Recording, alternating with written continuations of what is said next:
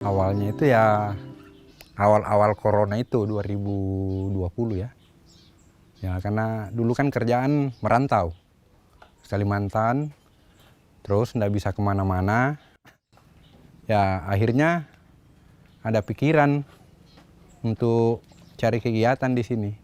Ini luas lahan sekitar 3.500 meter ya. Itu dalam satu pohon bisa panen rata-rata 50 kilo. Dalam sebulan itu bisa panen 6 sampai 8 pohon karena memang kita atur jadwalnya. Jadi tidak sekalian numpuk buah. Dalam itu satu pohon itu ya rata-rata 1 kali buah lah setahun. Varietas jenis apa ini lengkeng tak? Ini New Crystal ini. Atau kalau dari Dinas Pertanian nama resminya Kateki. Sebenarnya cocok semua di semua tempat ini. Ini termasuk tanaman bandel ini. Cuma memang saat mau dibuahkan ada perlakuan khusus yang namanya booster. Zat perangsang yang bisa disemprot, bisa dikocor, bisa disiramkan, bisa ditaburkan di bawah pohon. Nah, baru bisa berbuah. Tapi kelemahannya di situ sekaligus jadi kelebihan.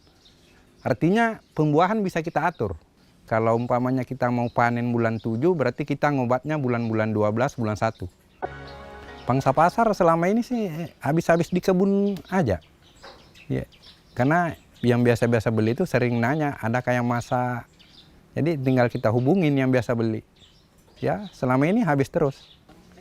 Kalau dirata-ratakan satu pohon di umur 5 tahun ini sekitar 50 kilo. Kalau tanamannya yang ada yang posturnya lebih besar bisa tembus 80 kilo.